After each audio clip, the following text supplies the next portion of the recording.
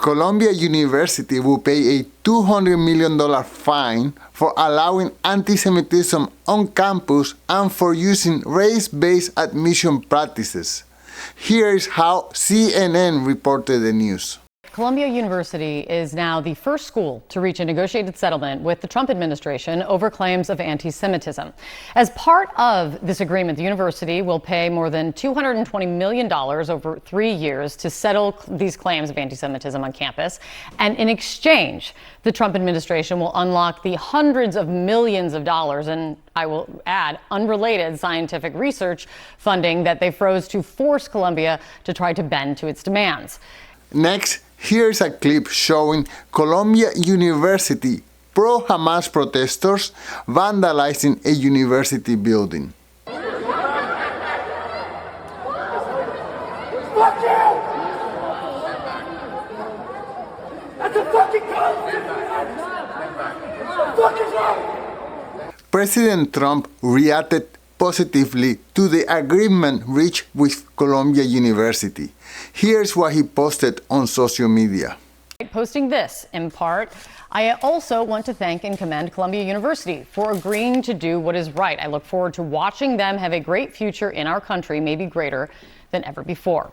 Here is Claire Shipman, the acting president of Columbia University, explaining why the university needed to turn the page.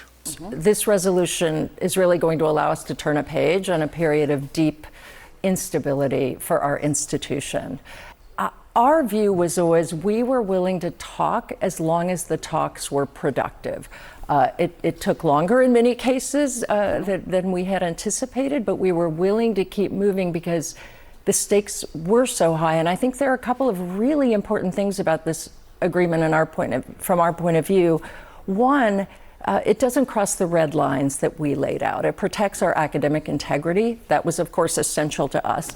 And two, it does reset our relationship with the federal government in terms of research funding. And that's, there's many headlines about $400 million. This is really access to billions. It was a lot more than that. Billions of dollars in future funding. And it's not just money for Columbia. I mean, this is about science. It's about curing cancer, cutting edge, boundary-breaking science that actually benefits the country and humanity. So that was essential.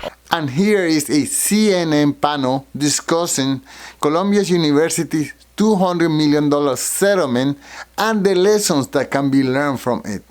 You don't pay $200 million to just, quote, make something go away. You pay $200 million because you know you got caught red-handed systematically discriminating against Jewish students. That's why you pay. That's why you change your policies. If elections have consequences, if Trump had not won, they would still be doing it today. Thank God he pushed back on them. You say extortion under your breath, and it made me think. Do you know what extortion is? It's when student activists take a building on campus hostage, and then they blackmail the administration and say, if you do not divest from Israel, we will lay siege to another building. That's extortion. And by the way, it's beyond anti-Semitism. Well, Scott is right that in that these universities needed to change. Obviously, there was anti-Semitism going on in a big way. They needed to change. I think a lot of those changes have been made gratefully. Now, here's my take. I believe this is a strong and fair agreement. Pro-Hamas students have every right to protest and to express their opinions.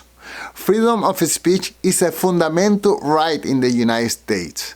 But they don't have the right to vandalize property or to harass Jewish students.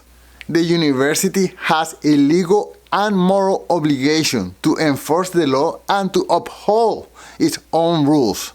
If it fails to do so, there should be real consequences like restriction of federal funding. What do you think? Was this a fair deal? Let me know in the comments below. But before you leave, make sure to sign up for our newsletter at alainguillot.com/newsletter so that you will never miss an episode. Thank you so much for watching, and until next time. Peace.